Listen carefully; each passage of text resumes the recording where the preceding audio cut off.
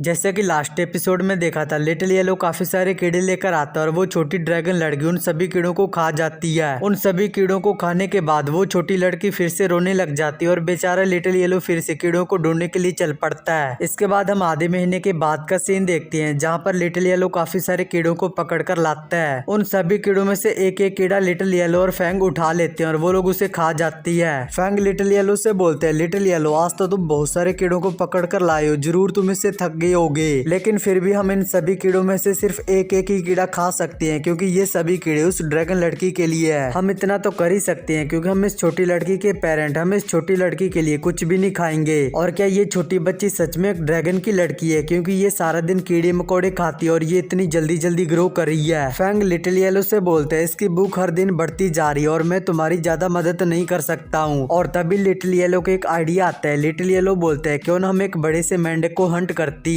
ये सुनकर फैंग बोलते हैं, नहीं ये बहुत ज्यादा खतरनाक है। लिटिल येलो फैंग के कैंग ईयर उठाकर बोलते हैं, हमारे पास कैंग ईयर है, हम इसका यूज करके उस बड़े से मेंढक को हंट कर सकती है। ये बोलकर लिटिल येलो फैंग के कैंग ईयर उठाकर वहां से चल पड़ता है। फैंग उससे बोलता है, लिटिल येलो तुम वहां पर केयरलेस मत होना, तुम बहुत ही ज्यादा सावधान रहना क्योंकि वो सभी मेंढक बहुत ही ज्यादा खतरनाक होती है। और फिर फैंग उस छोटी ड्रैगन लड़की की तरफ देखते हुए बोलते हैं कि एक छोटे बच्चे को पालना कितना ज्यादा मुश्किल होता है, अब मैं मॉम की हार्डशिप के बारे में समझ सकता हूँ। इसके बाद कुछ टाइम के बाद लिटिल येलो वापस आ जाता है। लिटिल येलो भागते हुए आ रहा होता है। लिटिल येलो फैंग से बोलता है, वो मेरे पीछे आ रही है। लिटिल येलो को देखकर फैंग बोलता है, क्या तुम इतनी जल्दी वापस आ गए और आखिर तुम्हारे पीछे कौन आ रहा है। और तभी हम देखते हैं कि लिटिल येलो के पीछे बहुत सारी मधुमक्खियां आ रही होती हैं। उनको देखकर फैंग लिटिल येलो से बोलते हैं, लिटिल येलो क्या तुमने उनके घोंसले के साथ में छेड़छाड़ किया था जो तुम्हारे पीछे इतनी सारी मधुमक्खियां लग गई हैं। तुम जल्दी से उस छोटी बच्ची को लेकर मेरे पीछे आकर छुप जाओ, इन मधुमक्खियों के डंक मेरे सामने बेकार है, मैं इन सभी से निपट लूंगा। फैंग अपने मन में बोलते हैं, मैंने इस महीने ज्यादा ट्रेजर बॉक्स को ओपन नहीं किया, लेकिन मैंने एक ट्रेजर बॉक्स को ओपन किया था, उसमें से मुझे एक वाइन मिली थी जिससे मैंने पहले वाले वाइन को अपग्रेड कर लिया था, जिससे मेरे कांटों की जो शार्पनेस है वो और भी ज्यादा बढ़ गई है। वो सभी मधुमक्खियां अपने अपने डंक निकाल के फैंग के ऊपर अटैक कर देती हैं। आगे से फैंग भी अपने कैंग ईयर से उनके ऊपर अटैक कर देता है। फैंग के कैंग ईयर सीधा उन मधुमक्खियों को जाकर लगते हैं और ऐसे ही फैंग काफी सारी मधुमक्खियों को मार देता है, जिससे कि उन मधुमक्खियों को भी गुस्सा आ जाता है और वो एक बार फिर से फैंग के ऊपर अटैक करने के लिए उसकी तरफ आने लग जाती हैं। आगे से फैंग भी अपनी एनर्जी को रिलीज करते हुए अपने दोनों कांटों वाली वाइन को निकाल लेता है। फैंग जल्दी से अपनी लाइटनिंग चाबुक स्किल का यूज करते हुए उन सभी मधुमक्खियों के ऊपर अटैक करता है, जिससे कि फैंग के वाइन के जो कांटे होते हैं वो उन मधुमक्खियों की बॉडी के अंदर घुस जाते हैं और वो मधुमक्खियां एक एक करके मरने लग जाती है। और फिर कुछ टाइम के बाद फैंग उन सभी मधुमक्खियों को मार देता है। फैंग बोलता है, फाइनली ये सब कुछ खत्म हो गया, मैंने इन सभी मधुमक्खियों को मार दिया है। लिटिल येलो फैंग को चीयर करता हुआ बोलता है, बिग ब्रदर तो बहुत ज्यादा औसम है। उस छोटी ड्रैगन लड़की ने भी फैंग को अपना डैडी मान लिया होता है। वो बोलता है, डैडी तो बहुत ज्यादा बेस्ट है। फैंग लिटिल येलो से बोलता है, लिटिल येलो यहाँ पर जो दूर दूर मधुमक्खियों की डेड बॉडी पड़ी हुई है उन सभी को उठाकर यहाँ पर इकट्ठा कर दो,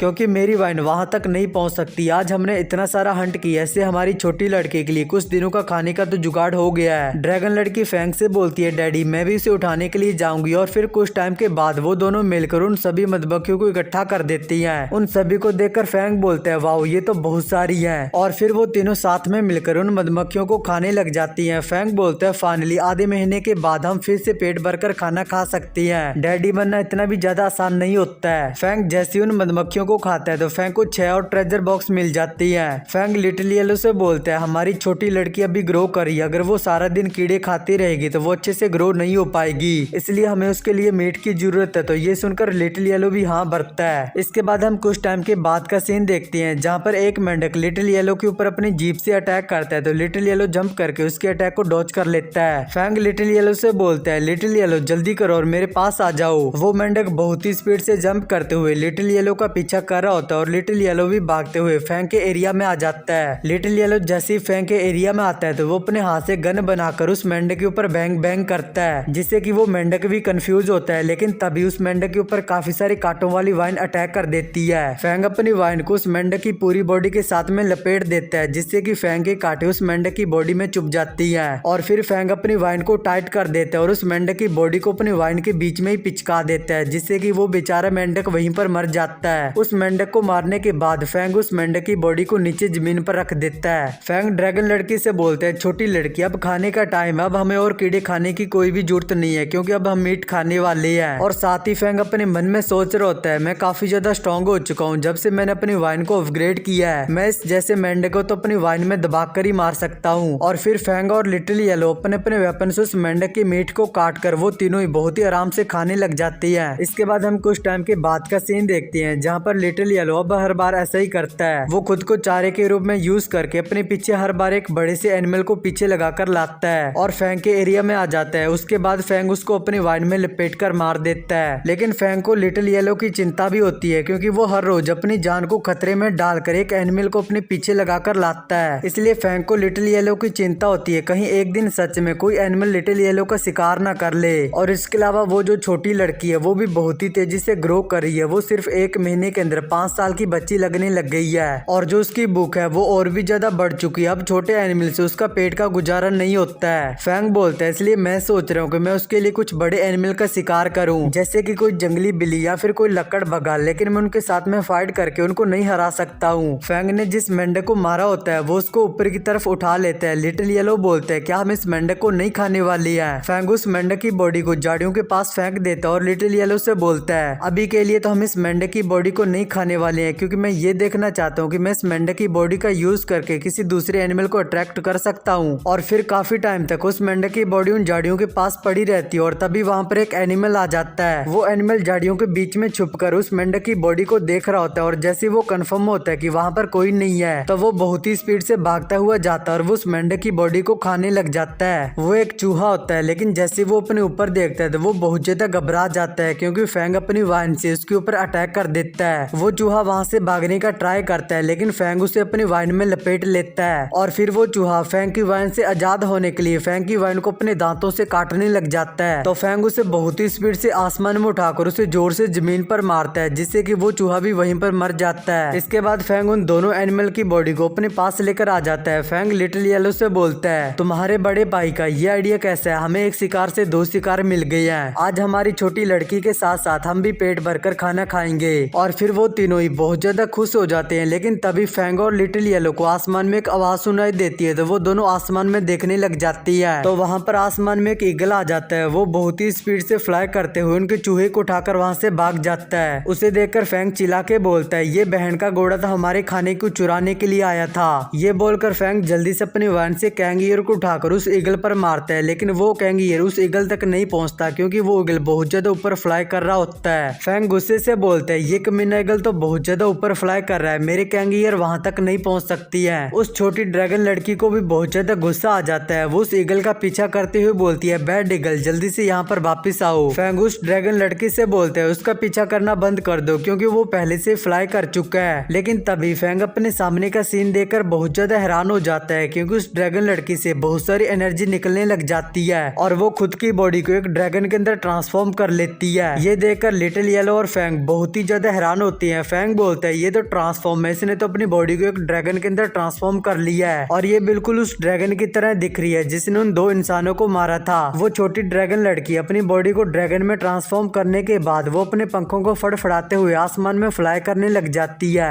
लेकिन बेचारी वो थोड़ा सा दूर तक ही फ्लाई कर पाती है और वो धड़ाम से आकर नीचे जमीन पर गिर जाती है। ये देखकर फैंग लिटिल येलो से बोलता है उसने पहली बार फ्लाई किया था, उसे फ्लाई करने की स्किल में अभी भी महारत हासिल नहीं की है, उसे फ्लाई करना सीखना होगा। लिटिल येलो उसे जाकर चेक करो कहीं उसे चोट तो नहीं लगी है। वो छोटी ड्रैगन लड़की नीचे गिरने के बाद वो अपनी नॉर्मल फॉर्म में वापस आ जाती है और वो रोने लग जाती है और वो भागते हुए डैडी डैडी बोलती हुई फैंग के पास जाकर खड़ी हो जाती है और वहाँ पर जोर जोर से रोने लग जाती है। फैंग उस छोटी ड्रैगन लड़की को चुप कराते हुए बोलता है छोटी लड़की चुप हो जाओ, तुम्हारा डैडी तुम्हारे लिए कुछ भी करेगा, मैं तुम्हें उड़ना सिखा दूंगा। फैंग अपने मन में बोलता है जब इस छोटी लड़की ने खुद को एक ड्रैगन के अंदर ट्रांसफॉर्म किया था तो इसकी बॉडी बहुत ज्यादा बड़ी हो गई थी और ये हर दिन बड़ी होती जा रही है। मैं इसे सिर्फ छोटी बच्ची नहीं बोल सकता, मुझे इसको एक नाम देना होगा। तो ठीक है, आज के बाद से मैं इसको जिया बुलाऊंगा। जिया फिलहाल के लिए तो उड़ने में उतनी अच्छी नहीं है इसलिए इसे बहुत ज्यादा प्रैक्टिस की जरूरत है, लेकिन मैं सिर्फ एक बड़े मुंह वाला फूल हूँ और मैं यहाँ से हिल भी नहीं सकता, मैं किसी को क्या उड़ना सिखाऊंगा। इसके बाद हम कुछ टाइम के बाद का सीन देखते हैं जहाँ पर फैंग जिया से बोलता है स्वीटी अब तुम काफी ज्यादा बड़ी हो चुकी हो इसलिए तुम्हारा भी एक नाम होना चाहिए, इसलिए तुम्हारा डैडी आज के बाद से तुम्हें जिया बुलाएगा। जिया भी अपनी ड्रैगन फॉर्म के अंदर होती है। जिया बोलती है डैडी मुझे ये नाम बहुत ज्यादा पसंद आया और फिर फैंग अपने वाइन से एक बड़े से हाथ को बना लेता है जिसे देखकर जिया डर जाती है। फैंग जिया से बोलता है तो फिर ठीक है, आज के बाद से तुम्हारा डैडी तुम्हें उड़ना सिखाएगा। सबसे पहले हम देखेंगे तुम्हारे पंख हवा के अंदर किस तरह से फड़फड़ाती है और हवा के अंदर स्टेबल रहते हैं। अब जल्दी से तुम्हारे डैडी के हाथ के ऊपर आकर खड़ी हो जाओ। तो जिया फैंग के वाइन वाले हाथ के ऊपर खड़ी हो जाती है। फैंग अपने वाइन वाले हाथ को बहुत ही स्पीड से घुमाता है और जिया को आसमान में फेंक देता है। आसमान में जाने के बाद जिया अपने पंखों को फड़फड़ाने लग जाती है। फैंग उससे बोलता है हाँ बिल्कुल ऐसे ही अपने पंखों को फड़फड़ाती रहो और अपनी आंखों को खुली रखना। फैंग अपने मन में बोलते हैं मुझे ये सीन कुछ जाना पहचाना सा लगता है और फैंग याद करता है कि किस तरह से उसकी मॉम ने उसे बाइक चलाना सिखाया था। फैंग बोलता है मुझे अब समझ में आ रहा है कि उस टाइम मॉम को कितना ज्यादा हार्डवर्क करना होगा, लेकिन कुछ भी हो मैं वापस नहीं जा सकता।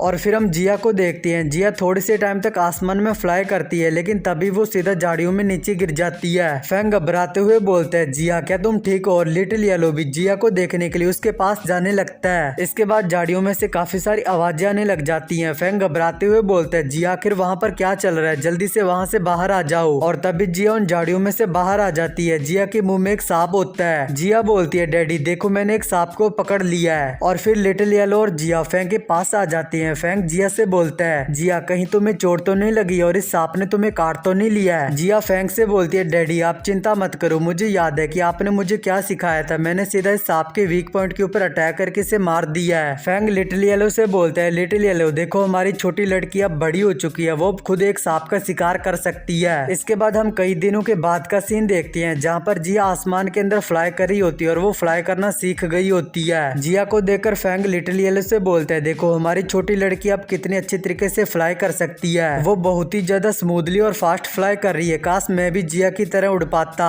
जिया आसमान में बहुत दूर तक फ्लाई करती हुई जा रही होती है। फैंग उससे बोलते हैं जिया इतनी दूर तक फ्लाई मत करो, जल्दी से वापिस आ जाओ। लेकिन हम देखते हैं कि जिया फैंग की बात नहीं सुनती और वो फ्लाई करते हुए उन लोगों से बहुत दूर तक चली जाती है और वो लिटिल येलो और फैंग को दिखना बंद हो जाती है। और फिर हम 5 मिनट के बाद का सीन देखते हैं जहाँ पर जिया अभी भी वापिस नहीं आती है। फैंग लिटिल येलो से बोलते हैं लिटिल येलो 5 मिनट से भी ज्यादा का टाइम हो गया, जिया अभी भी वापिस नहीं आई है, कहीं वो अपनी असली मॉम को ढूंढने के लिए तो नहीं चली गई है। इसके बाद हम 15 मिनट के बाद का सीन देखते हैं जहाँ पर जिया अभी भी वापिस नहीं आती है और फैंग और लिटिल येलो काफी ज्यादा उदास हो जाती है। फैंग लिटिल येलो से बोलते हैं लिटिल येलो काफी टाइम हो चुका है, जिया अभी भी वापिस नहीं आई है, लगता है कि वो सच में अपनी असली मॉम को ढूंढने के लिए चली गई है। किसी ने सच ही कहा लड़कियां बड़ी होने के बाद छोड़ देती हैं। लेकिन तभी हम आसमान में देखते हैं जिया वापिस आ जाती है। उसे देखकर लिटिल येलो और फैंग खुश हो जाती हैं। फैंग बोलते हैं लिटिल येलो देखो जिया वापिस आ गई है। लेकिन तभी फैंग आसमान में देखकर हैरान हो जाता है क्योंकि वहाँ पर वो ईगल भी फ्लाई कर रहा होता है। वो काफी ज्यादा घबराया होता है क्योंकि जिया बहुत ही स्पीड से उस ईगल का पीछा कर रही होती है। फैंग बोलते हैं मुझे पता था मेरी छोटी जिया मुझे छोड़कर नहीं जा सकती और उसके अंदर अभी भी बदले की भावना है, वो उस ईगल के साथ में अपना हिसाब बराबर करना चाहती है। जिया उस ईगल को भगाते हुए फैंग की तरफ लेकर आ रही होती है। ये देखकर फैंग बोलता है मेरी बेटी तो बहुत ज्यादा होशियार है, वो जानबूझकर उस ईगल को मेरी तरफ लेकर आ रही है। फैंग अपने पास से काफी सारे कैंगियर को निकाल लेता है। फैंग बोलता है चलो तो फिर मेरे नए मूव को ट्राई करते हैं जिसे कि मैंने लिटिल येलो के थ्रू अनलॉक किया था।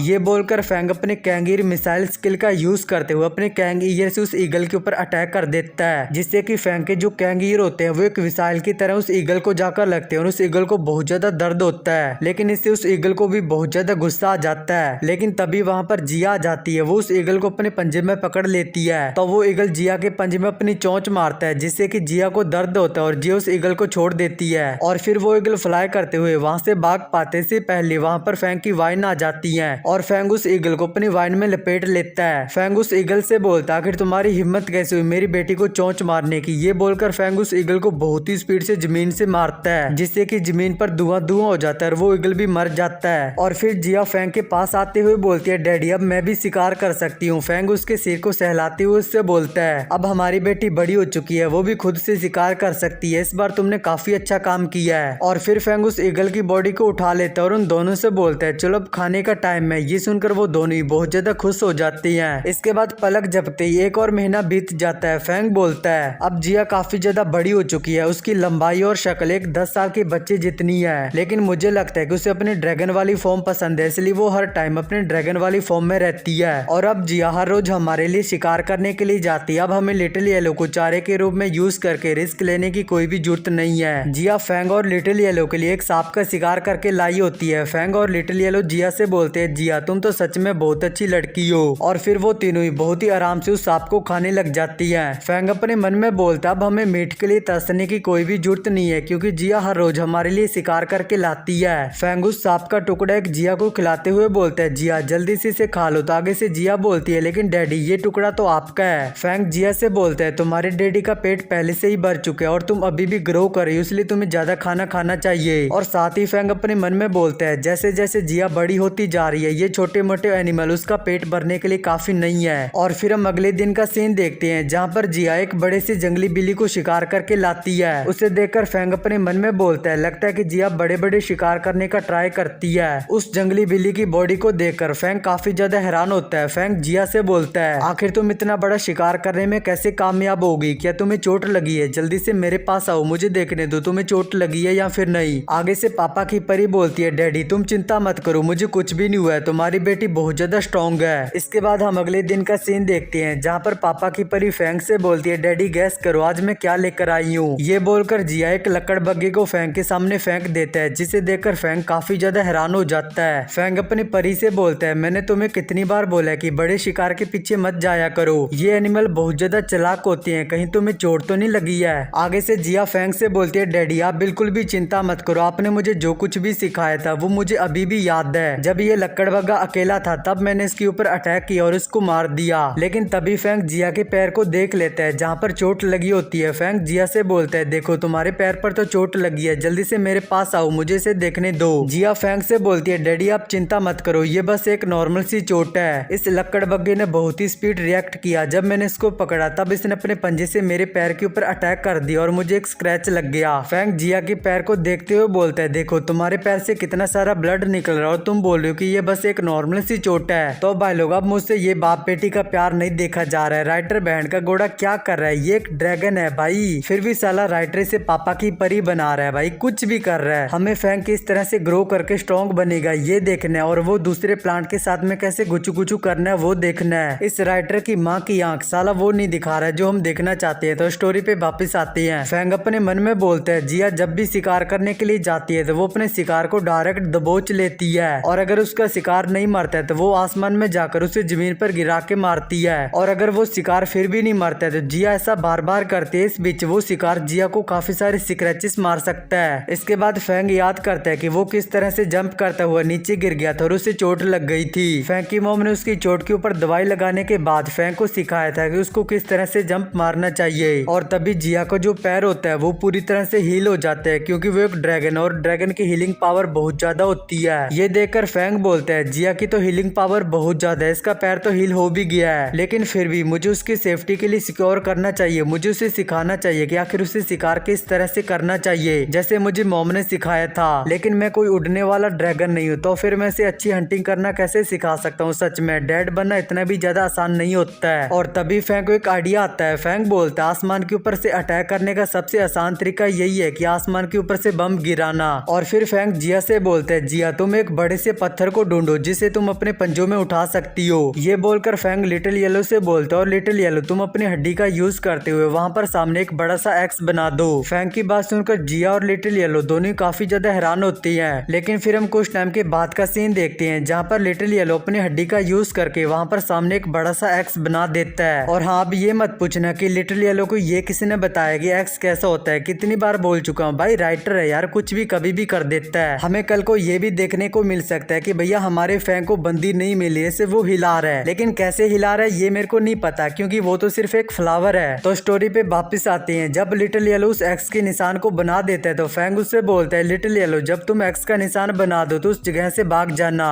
और दूसरी तरफ जिया भी एक बड़े से पत्थर को लेकर आसमान में आ जाती है। फैंग जिया से बोलता है, जिया लिटिल येलो ने जहाँ पर एक्स का निशान बनाया है तुम्हें इस पत्थर को वहाँ पर फेंकना है। फैंग की बात सुनकर जिया उस पत्थर को फेंक देती है। वो पत्थर सीधा जमीन पर आकर गिरता है, लेकिन वो पत्थर उस एक्स के ऊपर नहीं गिरता है, वो उस एक्स से दूर गिरता है। फैंग जिया को चीयर अप करते हुए बोलता है, ये तुम्हारा पहली बार था, फिर भी तुमने काफी अच्छा किया है। तुम उस पत्थर को गिराने से पहले अपने टारगेट को अच्छी तरह से देख लिया करो और उसके बाद तुम उस पत्थर को गिराया करो। ऐसे करने से तुम्हारा निशाना बहुत ज्यादा अच्छा हो जाएगा। इसके बाद हम आधे महीने के बाद का सीन देखते हैं, जहाँ पर एक जगह पर काफी सारे लक्कड़ बग्गे बैठी होती हैं। और तभी एक लक्कड़ बग्गा आसमान में देखकर काफी ज्यादा घबरा जाता है, क्योंकि उसके सिर के ऊपर बहुत बड़ा पत्थर गिरता है। वो पत्थर सीधा उस लक्कड़ बग्गे के सिर से जाकर टकराता है और उस लक्कड़ बग्गे का काम तमाम हो जाता है। और तभी वहाँ पर जिया आती है। जिया अपना बड़े से पंजे से उस लकड़ बग्घे को उठा लेती है। जिया बोलती है मैंने आसमान से ही पत्थर गिराकर इस लकड़ बग्घे को मार दिया। डैडी की ये वाली स्किल तो सच में बहुत ज्यादा अमेजिंग है। और फिर जिया आसमान में फ्लाई करते हुए जा रही होती है, लेकिन तभी उसे जमीन पर कुछ दिखता है। जिया बोलती है आखिर वो क्या है। वहाँ पर नीचे जमीन पर काफी सारे कंकाल और एक स्वॉर्ड पड़ी होती है। उसे देखकर जिया खुश हो जाती है। जिया बोलती ये तो स्वॉर्ड है, डैडी हमेशा उस टूटे हुए तीर का यूज करती है। अगर मैं स्वॉर्ड को अपने साथ लेकर जा सकती हूँ तो ये डैडी के काम आ सकती है। ये बोलकर जिया नीचे जाकर उस स्वॉर्ड को भी उठा लेती है। इसके बाद वो वापिस से फैंक के पास आ जाती है और उस लकड़ बग्घे को फैंक के सामने फेंक देती है। उस लकड़ बग्घे की बॉडी को देखकर फैंक बोलता है इसे तो सिर्फ एक ही हिट में मारा गया है, हमारी जिया तो सच में एक शार्प शूटर बन गई है। फैंक जिया की बड़ी सी ड्रैगन वाली बॉडी को देखकर अपने मन में बोलता है इसने 3 महीनों के अंदर बहुत ज्यादा ग्रो कर लिया, अब इसकी बॉडी बहुत ज्यादा बड़ी हो गई है। और तभी जिया की बॉडी से बहुत सारी एनर्जी निकलती है और वो अपनी ड्रैगन वाली फॉर्म को छोड़कर अपनी इंसान वाली फॉर्म के अंदर आ जाती है। और जिया के 2 बड़े बड़े विचार आ जाते हैं जिनको देखकर फैंक भी ब्लश करने लग जाता है, क्योंकि लड़का कैसा भी क्यों ना हो, चाहे वो एक पेड़ हो या फिर उसका साइज छोटा हो या फिर उसका नुन्नू छोटा हो, लौंडा तो लौंडा ही रहता है। जिया को देखकर फैंक अपने मन में बोलता है जिया की जो इंसानों वाली बॉडी है वो एक यंग लेडी जितनी होगी और जिया बहुत ज्यादा सुंदर है। जिया अपने इंसानों वाली फॉर्म में आकर अपने 2 बड़े बड़े विचारों को लेकर फैंक का मुंह में दे देती है और फैंक से बोलती है डैडी मैं वापिस आ गई और आपने मुझे जो टेक्निक सिखाई थी वो तो सच में बहुत ज्यादा अमेजिंग है। फैंक जिया से बोलता है अरे बेटी आराम से, तुम्हारे बूढ़े डैडी की कमर बहुत ज्यादा कमजोर है, वो टूट भी सकती है। ये बोलकर फैंक अपने मन में बोलता है मुझे पहले कभी भी किसी भी लड़की ने गले से नहीं लगाया, मुझे बहुत ज्यादा अच्छा फील हो रहा है, लेकिन 1 मिनट में इसके बारे में सोच भी कैसे सकता हूँ, ये तो मेरी बेटी है। फैंक जिया को अपने से दूर करके चिल्ला के जिया से बोलता है जिया अब तुम काफी ज्यादा बड़ी हो चुकी हो, इसलिए तुम अपने डैडी को इस तरह से गले नहीं लगा सकती हो। जिया पूछती है डैडी आखिर मैं आपको गले से क्यों नहीं लगा सकती हूँ। फैंक जिया को बताता है क्योंकि जैसे जैसे बेटियां बड़ी होती जाती हैं वो अपने डैडी से दूर रहती हैं और जैसे जैसे बेटे बड़े होते जाते हैं वो अपनी मॉम से दूर रहती है। ये सुनकर जिया रोने लग जाती है। जिया फैंक से बोलती है डैडी लेकिन मैंने तो कुछ भी गलत नहीं किया है, आखिर आप मुझे क्यों डांट रहे हैं, मैं तो आपको खुश करने के लिए गिफ्ट भी लेकर आई थी। फैंक जिया को चुप कराते हुए उससे बोलता है मैं तुम्हें डांट नहीं रहा था, बल्कि मैं तो तुम्हें समझा रहा था, आगे से मेरी बातों को याद रखना। और बाय द वे स्वीटी आखिर तुम मेरे लिए कौन सा गिफ्ट लेकर आई हो। ये सुनकर जिया भी खुश हो जाती है। जिया झाड़ियों की तरफ इशारा करके बोलती है डैडी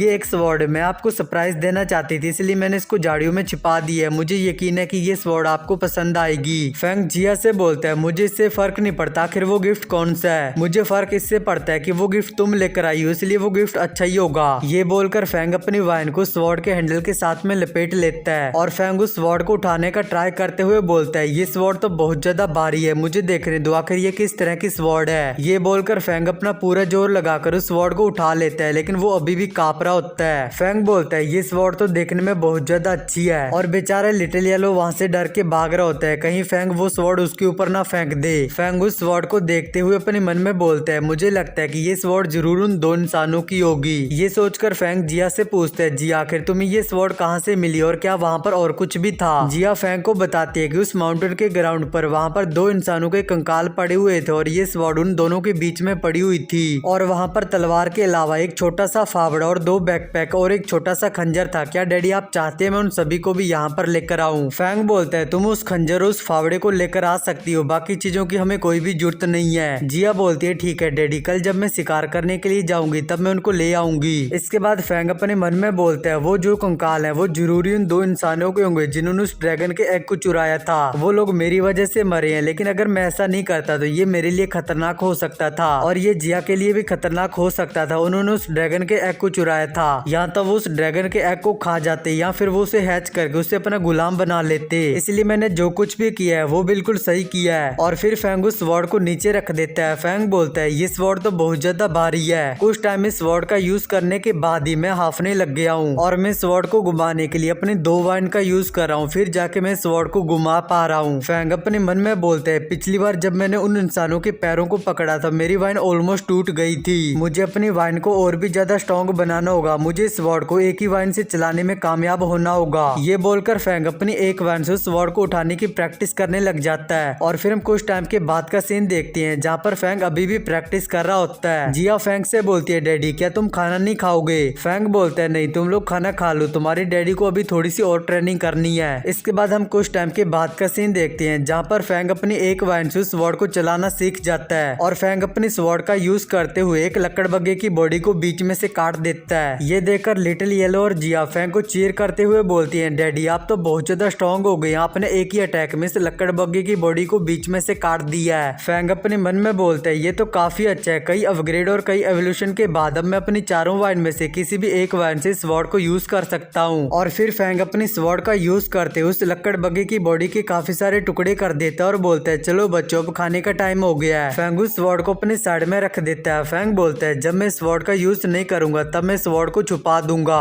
क्योंकि ये स्वॉर्ड मेरा ट्रम्प कार्ड होने वाली है। जब यहाँ पर कोई बड़ा मॉन्स्टर या फिर कोई इंसान आएगा तब मैं उसे पकड़कर मार दूंगा। इसके बाद वो तीनों मिलकर उस लक्कड़ बग्गे के मांस को खाने लग जाती हैं। फैंग जैसे उस मांस को खाता है, सिस्टम फैंग से बोलता है, होस्ट को बहुत ज्यादा बधाई हो, आपको 5 ट्रेजर बॉक्स मिले हैं और हर बॉक्स को खोलने के लिए आपको 10-10 हजार एवोल्यूशन पॉइंट की जरूरत है। ये देखकर फैंग खुश हो जाता है। फैंग जिया और लिटिल येलो से बोलता है, तो फिर ठीक है, अब ट्रेजर बॉक्स ओपन करने का टाइम है। तुम दोनों मुझे बताओ, मुझे 1 से लेकर 5 के बीच में कौन से ट्रेजर बॉक्स को ओपन करना चाहिए। ये सुनकर जिया अपने मन में सोचती है, डैडी हमेशा हमसे यही सवाल पूछते हैं कि हमें 1 से लेकर 5 के बीच में कोई नंबर को चुनना है, और डैडी हवा के अंदर किसी से बात करता रहता है और उसे बहस भी करता है। तो जिया यहाँ पर सिस्टम के बारे में बात करी है, क्योंकि होस्ट के अलावा सिस्टम को कोई भी नहीं देख सकता है। तो यहाँ पर भी फैंग के अलावा सिस्टम को और कोई भी नहीं देख सकता है। जिया बोलती है, लेकिन इससे कोई भी फर्क नहीं पड़ता है, जब तक डैडी खुश है मैं भी खुश हूँ। ये सोचकर जिया 5 नंबर को चूज कर लेती है और लिटिल येलो भी 2 नंबर को चूज करता है। फैंग जल्दी से सिस्टम से बोलता है, सिस्टम में नंबर 5 और 2 वाली ट्रेजर बॉक्स को ओपन करना चाहता हूँ। तो सिस्टम भी उन दोनों बॉक्स को ओपन कर देता है। सिस्टम जैसे उस 5 नंबर वाले ट्रेजर बॉक्स को ओपन करता है तो सिस्टम फैंग से बोलता है, होस्ट को बहुत ज्यादा बधाई हो, आपके एक बी रैंक का कैंगियर का जीन मिला है, आप इसे अपने बीज के साथ में फ्यूज कर सकते हैं, क्या आप इसे फ्यूज करना चाहती है। लेकिन तभी सिस्टम पर एक और मैसेज आता है। सिस्टम फैंग से बोलता है, सिस्टम ने ये पता लगाया कि आप पहले से एक कैंगियर के साथ में फ्यूज हो चुकी है, इसलिए इस बार आप इसे चूज कर सकते हैं। या तो आप अपने कैंगियर के लेवल को अपग्रेड कर सकती हैं, या फिर आप दिन में जितने भी कैंगियर थूकती हैं उनकी संख्या को बढ़ा सकते हैं। फिलहाल के लिए तो आप 8 कैंगियर को थूक सकती हैं। ये देखकर फैंग बोलते हैं, मुझे तो एक और कैंगियर का जीन मिल चुका है, फिलहाल के लिए तो मैंने काफी सारे कैंगियर को इकट्ठा करके रखा हुआ है, इसलिए मुझे लगता है कि मुझे कैंगियर के लेवल को बढ़ाना चाहिए। ये बोलकर फैंग सिस्टम से बोलता है, सिस्टम मुझे अपने कैंगियर के लेवल को अपग्रेड करना है। तो सिस्टम फैंग के कैंगियर के लेवल को अपग्रेड कर देता है। इसके बाद सिस्टम उस दूसरे वाले ट्रेजर बॉक्स को भी ओपन कर देता है। सिस्टम फैंग से बोलता है, होस्ट को बहुत ज्यादा बधाई हो, आपको एक सी रैंक का अंगूर के प्लांट का जीन मिला है और आप इसे अपने फल के साथ में फ्यूज कर सकते हैं, क्या आप इसे फ्यूज करना चाहती है। और यहाँ पर फैंग के फलों की बात हो रही है, ना कि फैंग के गोटों की, क्योंकि फैंग के 6 कोर हैं जिनमें से फल भी एक कोर है। इसे देखकर फैंग बोलते हैं, क्या मुझे एक अंगूर के प्लांट का जीन मिला, आखिर मैं इसे अपने फल के साथ में फ्यूज करता हूँ, इससे क्या होगा।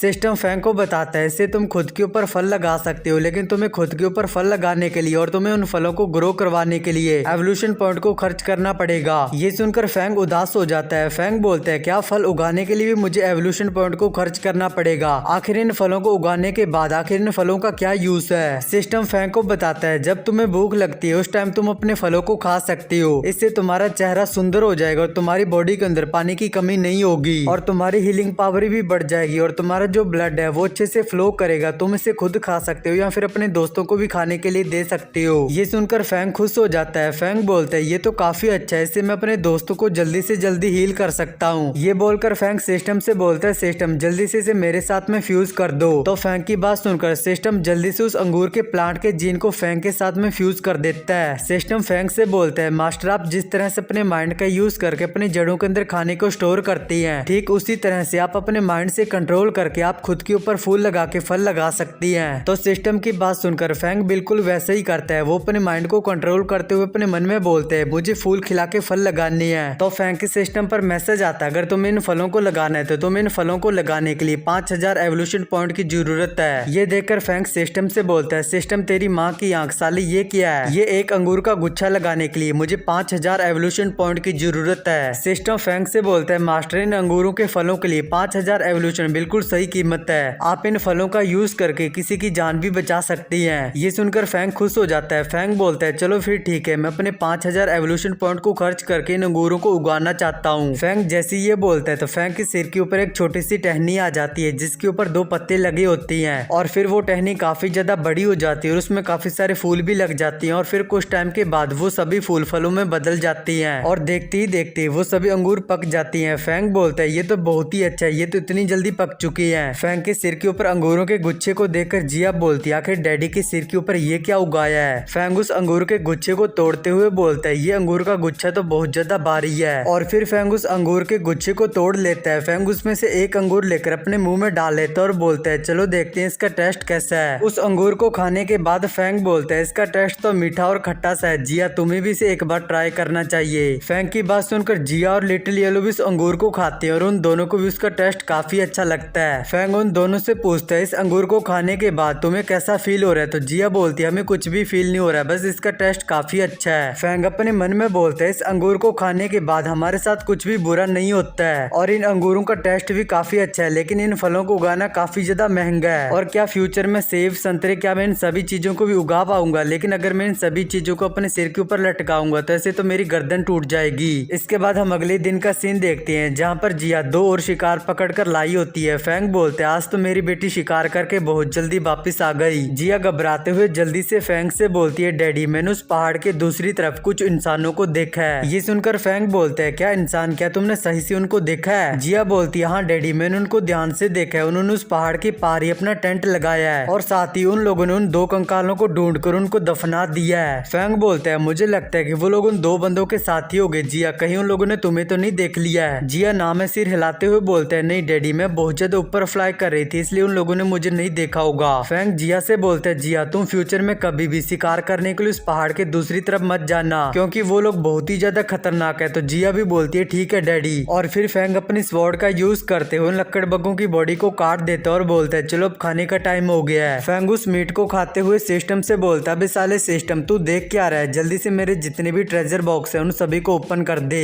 तो फैंग की बात सुनकर सिस्टम फैंग के सभी ट्रेजर बॉक्स को ओपन कर देता है, लेकिन फैंग को उन सभी ट्रेजर बॉक्स में से 20-20 हजार एवोल्यूशन पॉइंट मिलते हैं। ये देखकर फैंग को बहुत ज्यादा गुस्सा आ जाता है। फैंग चिल्ला के सिस्टम से बोलता है, सिस्टम साले तेरी माँ की आंख में गाली नहीं दे सकता, क्योंकि मेरे बगल में मेरी बेटी खड़ी है, वरना तेरी माँ बहन एक कर देता। चलो जो हो गया सो हो गया, इसके बारे में भूल जाते हैं। मेरे 50,000 एवोल्यूशन पॉइंट को छोड़कर मेरे बाकी के जितने भी एवोल्यूशन पॉइंट है उन सभी को, मेरे 6 कोर है उन सभी को स्ट्रॉन्ग करने में लगा दो। फैंग को इतना ज्यादा गुस्से में देखकर जिया अपने मन में बोलती है, अचानक से ये डैडी को क्या हो गया है, ये अभी तो इतने ज्यादा शांत थे, अचानक से इनको क्या हो गया और ये हवा में किससे बातें कर रहा है। फैंग अपने मन में बोलता है, मुझे जल्दी से जल्दी स्ट्रॉन्ग होना होगा, क्योंकि वो इंसान यहाँ पर कभी भी आ सकती है। मुझे खुद को इतना ज्यादा स्ट्रॉन्ग करना होगा कि मैं हम तीनों को प्रोटेक्ट कर पाऊं। इसके बाद हम कुछ दिनों के बाद का सीन देखते हैं, जहाँ पर जिया मस्त आराम से आसमान में फ्लाई कर रही होती है। जिया बोलती है, अब ये अफसोस की बात है कि इस एरिया में एक भी शिकार नहीं बचा और उस पहाड़ के दूसरी तरफ डैडी ने मुझे जाने से मना किया है। जिया आसमान में फ्लाई कर रही होती है, लेकिन तभी हम नीचे जमीन में झाड़ियों का सीन देखते हैं। वहाँ पर 2 इंसान छिपी हुई होती हैं और वो लोग जिया को देख रहे होते हैं। उनमें से एक बोलता है, देखो वो तो किसी बीस्ट का बच्चा लग रहा है, अगर हम उसे पकड़ लेते हैं तो हम बहुत ज्यादा अमीर हो जाएंगे। ये बोलकर वो अपने साथी से बोलता है, इसलिए हिलना मत, उसके पास आने का वेट करो। ये बोलते हुए वो बंदा अपने पास से क्रॉसबो निकाल लेता है। जिया जैसे ही थोड़ा सा उन लोगों के पास आती है तो वो बंदा अपने एरो को शूट कर देता है और वो एरो बहुत ही स्पीड से जिया के पंख में जाकर लगता है। जिया उनकी तरफ देखते हुए बोलती है, ये तो इंसान है, आखिर इंसान यहाँ पर कैसे आ सकती है, मुझे जल्दी से वापस जाकर डैडी को इसके बारे में बताना होगा। और तभी वो दोनों बंदे फिर से काफी सारे एरो से जिया के ऊपर अटैक करते हैं, जिसे देखकर जिया काफी ज्यादा घबरा जाती है और जिया जल्दी से उन सभी एरो को डॉच कर लेती है और फिर जिया वहाँ से भाग जाती है। जिया को भागते हुए देखकर वो क्रॉसबो वाला बंदा बोलता है, उसके पंख में एक एरो लग चुका है, इसलिए मुझे नहीं लगता कि वो ज्यादा दूर तक फ्लाई कर पाएगी। वहाँ पर एक और दाढ़ी वाला बंदा होता है, वो बोलता है कि वो साउथ की तरफ जा रही है, इसलिए हमें उसको फॉलो करना चाहिए। ये बोलकर वो उस क्रॉसबो वाले बंदे से बोलता है, तुम सान के साथ में वापस जाकर काफी सारे वेपन को रेडी कर लो, भले ही वो सिर्फ एक बच्चा है, लेकिन फिर भी हमें पूरी तैयारी करके जानी होगी, क्योंकि ये हमारे लिए खतरनाक हो सकता है। तो वो क्रॉसबो वाला बंदा भी बोलता है, ठीक है। इसके बाद सीन चेंज होता है, जिया फ्लाई करते हुए सीधा फैंग के पास आ जाती है। फैंग जैसे जिया के पंख में उस एरो को लगा हुआ देखता है तो फैंग काफी ज्यादा घबरा जाता है। फैंग जिया से बोलता, आखिर तुम्हारे पंख में ये क्या, आखिर तुम्हें ये एरो किसने मारा है। जिया बोलती है, डैडी ये एरो इंसानों ने मुझे मारा है, वो लोग यहाँ पर आ गई हैं और उन लोगों ने मुझ पर अटैक कर दिया था और वो इसी तरफ आ रही है। फैंग जिया से बोलता है, मैंने तुमसे कहा था ना तुम्हें शिकार करने के लिए उस पहाड़ के दूसरी तरफ नहीं जाना है, आखिर तुम शिकार करने के लिए उस पहाड़ के दूसरी तरफ क्यों गई। जिया बोलती है, डैडी मैं शिकार करने के लिए उस पहाड़ के दूसरी तरफ नहीं गई थी, बल्कि 3 लोग इसी एरिया में झाड़ियों में छुपे हुए थे, उन लोगों ने अचानक से मुझ पर इस एरो से अटैक कर दिया। और फिर फैंग अपनी वाहन से जिया के पंख से उस एरो को निकालते हुए जिया से बोलते हैं, जिया थोड़े से दर्द को सहन कर लेना, तुम्हारा डैडी इस एरो को निकाल देगा। ये बोलकर फैंग उस एरो को पीछे से तोड़कर जिया के पंख से निकाल देता है। फैंग अपने 5000 एवोल्यूशन पॉइंट को खर्च करके अपने सिर के ऊपर उन हीलिंग वाले अंगूरों को उगाते हुए जिया से बोलता है, जिया तुम थोड़ा सा सब्र रखो, तुम्हारा डैडी अभी तुम्हारे पंख को ठीक कर देगा। और फिर देखते ही देखते फैंग के जो हीलिंग वाले अंगूर होते हैं वो पूरी तरह से पक जाती हैं। फैंग उन अंगूरों के गुच्छे को तोड़कर जिया को खिला देता है और जिया जैसी उसे खाती है तो जिया का जो पंख होता है वो पूरी तरह से हील हो जाता है। फैंग जिया से पूछता है, जिया क्या तुम्हारे पंख में अभी भी दर्द हो रहा है? जिया बोलती है, नहीं डैडी अब मेरे पंख में दर्द नहीं हो रहा है, मेरा पंख पूरी तरह से हील हो चुका है। और तभी वहाँ पर लिटिल येलो काफी ज्यादा घबराए हुए भागते हुए आता है। वो फैंग से बोलता है, इस तरफ 3 इंसान आ रही हैं। ये सुनकर फैंग और जिया भी हैरान हो जाती हैं। फैंग जल्दी से जिया से बोलता है, जिया जल्दी से अपनी इंसान वाली फॉर्म के अंदर आ जाओ और तुम दोनों उन झाड़ियों में जाकर छुप जाओ। तो फैंग की बात सुनकर जिया अपने नॉर्मल फॉर्म में आ जाती है और वो दोनों उन झाड़ियों में जाकर छुप जाती हैं। और उसी टाइम वहाँ पर वो तीनों बंदे भी आ जाती हैं। वो दाढ़ी वाला बंदा बोलता है, उस बीस्ट के पंख में एक एरो लगा हुआ था इसलिए वो इतने दूर तक तो फ्लाई करते हुए नहीं आ सकता।